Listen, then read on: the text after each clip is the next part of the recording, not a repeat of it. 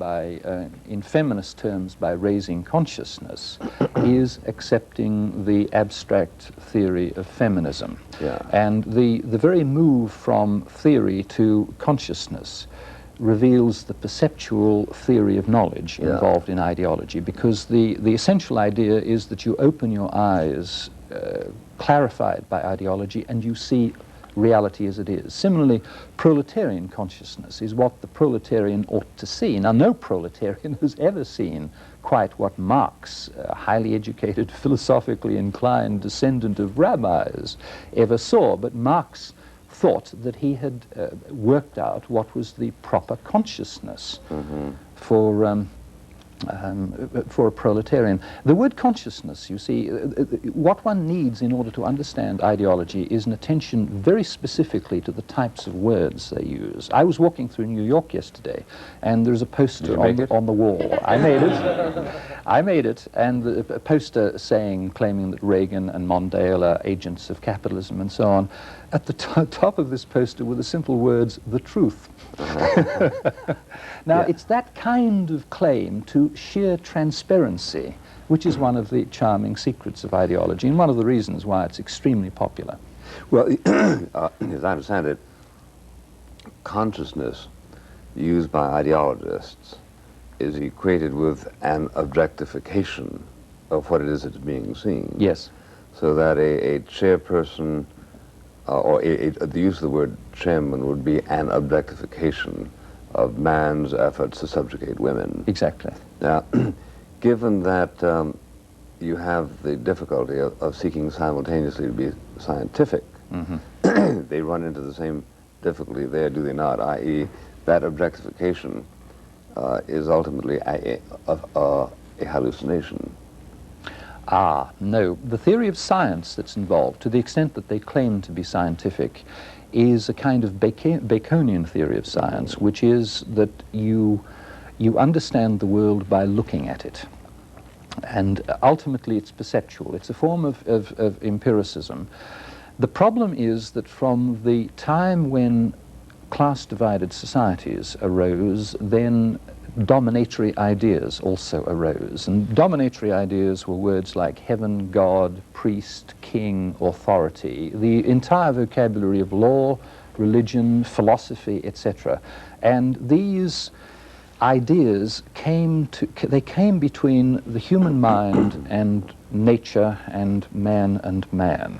And it's the removal of these ideas. This is the original ideology. See, there's a fish, I gather, called a stickleback, which characteristically is set upon by a parasite which works its way through the fish and lodges in the eye.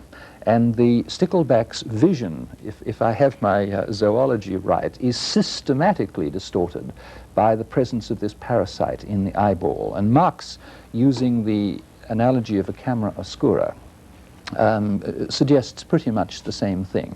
And the point of an ideology, it's a bit like psychoanalysis, you see. Raising consciousness means removing these ideas which are inadequately founded in a reality which you can perceive. And once you remove these ideas, then the truth is visible to you. So I do not think you can overemphasize the extent in ideologies to which its knowledge is based on perception. Well, it's based on an ideologized perception, right? You are certainly not allowed to perceive that which is heretical. Of course. What you perceive always is domination. The point is that in the societies in which ideology is likely to be cultivated, the essence of them is domination. And therefore you will understand that even when a charming chairman lights your cigarette for you, this is actually an act of domination. Now, that anecdote that you told is extremely revelatory of what seems to me to be the essence of ideology. It is a fundamentalism which is which masquerades as realism, you see, because one of the characteristic remarks of an ideologist is something like, it would be naive to believe that this, that, or the other. And naivete, the concept of naivete, is a highly technical expression in ideology, which means accepting the justifications of the oppressive society in their own terms. That's right. St. Thomas would be naive by the standards of Marxist ideologists. Very. Yeah. Well, now, tell me how ideology is used in race relations. We've discussed feminism. Is an example of ideology the notion, say, that all of the difficulties suffered by Indians are the result of their having been colonized by whites or blacks or whatever? That's the theory of imperialism, and there are various theories of racism which would attribute all the sufferings of blacks to what whites have done to them. Mm-hmm. There are many versions with different races coming up on top. But they're all ideological in character. Well, to be ideological in character is to construe oppressors and oppressed. Whenever that happens, whenever you have a theory that the things that people suffer from are the results of an entire system, then you have an ideology. Mm-hmm. You see, there is no doubt that people do inflict all sorts of grievous harm upon each other, and therefore one has to distinguish between a real case that such and such a set of people have been extremely unjustly treated by another set of people, and there's no doubt that this happens, from the ideological claim which theorizes the whole thing in terms of a system.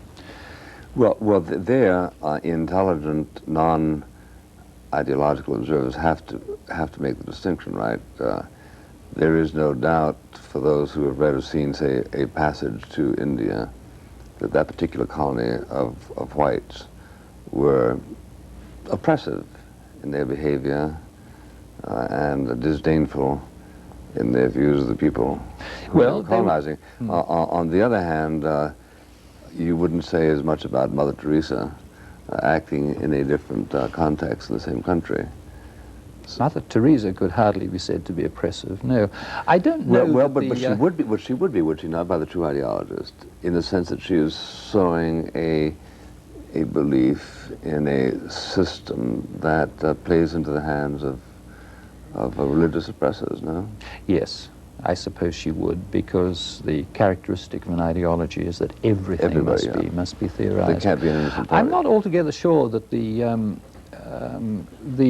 British in India under the Raj are entirely oppressive. I mean, they may have been a rather boring, disdainful, contemptuous lot in their relations with the Indians. On the other hand, they operated in terms of civil law.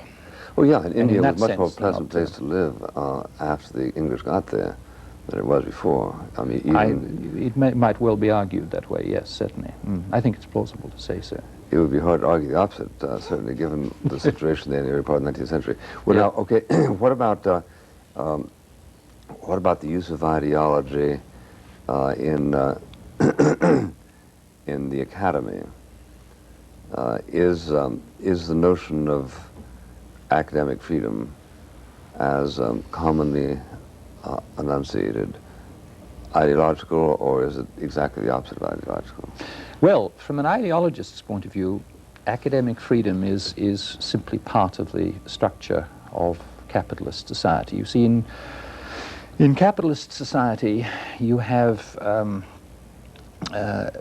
universities performing the knowledge gathering and conceptualizing functions which will serve for the reproduction of knowledge of the system. So academic freedom is simply another of those things that conduces to the dominatory system. Hence, the ideologist in the universities regards himself as above all critical, because what he's doing is exposing that.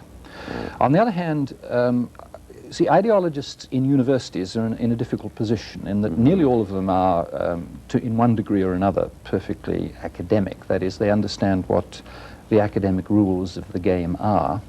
On the other hand, the scientific method and so on. On the other hand, they tend to regard, for example, the division of academic inquiry into disciplines as being a version of the oppressor's tactic of divide and rule.